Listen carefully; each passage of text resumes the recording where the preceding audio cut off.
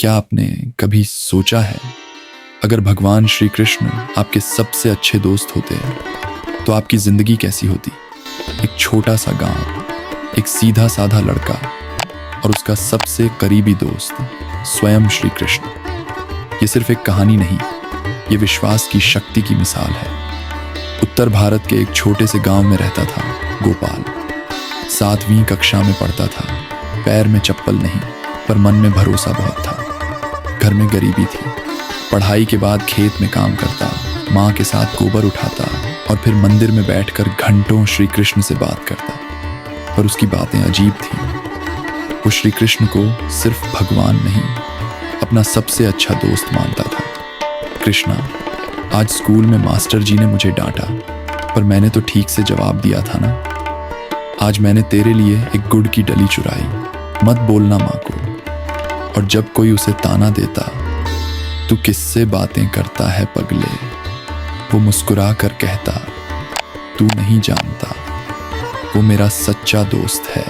एक दिन गांव में बाढ़ आ गई। नदी का पानी खेतों में घुस गया। स्कूल बंद हो गए। गोपाल का घर भी भीग गया। माँ बीमार, पिता मजदूरी करने बाहर। सारे गांव वाले अपने अपने घरों में परेशान बैठे थे।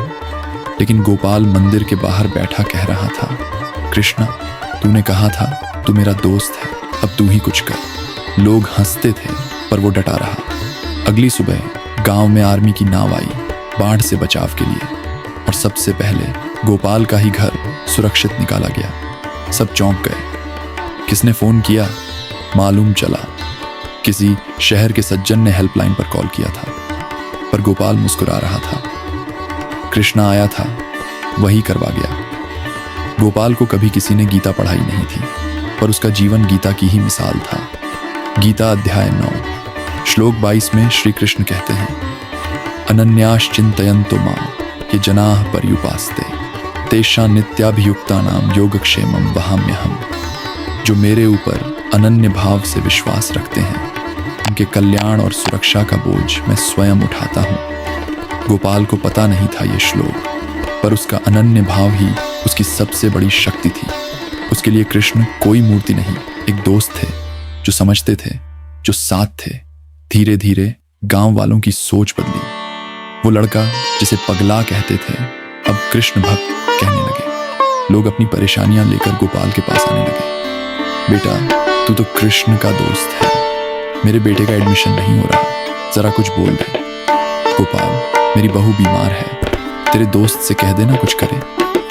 गोपाल मुस्कुराता, मंदिर में जाता और कान में धीरे से कहता, कृष्णा, तूने सुना ना? और फिर अक्सर जवाब आता था।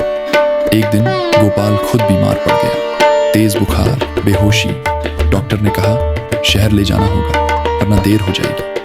पर पैसे नहीं थे। माँ रो रही थी।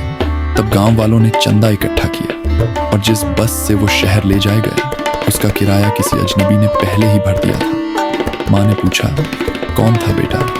गोपाल ने कमजोर आवाज में कहा, वो ही मेरा दोस्त। कहानी गोपाल की नहीं है, कहानी उस विश्वास की है जो दुनिया की हंसी, तानों और हालातों के ऊपर होता है। जब तुम ईश्वर को अपना दोस्त मान लेते हो, तो तुम्हारा अकेलापन खत्म हो जाता है। वो तुम्हारे खेलों में भी साथ होते हैं, तुम्हारे आंसुओं में भी और तुम्हारे संघर्षों में भी। कृष्ण कोई कल्पना नहीं, वो जीवन साथी है जो बस एक बुलावे की दूरी पर है। आज इस वीडियो को देखने वाले हर व्यक्ति से मेरा एक ही निवेदन है, अगर आप कभी अकेले महसूस कर रहे हो तो गोपाल की तरह कह कर देखो, कृष्णा, तू मेरा दोस्त है। फिर देखना, दुनिया से पहले वो तुम्हारा जवाब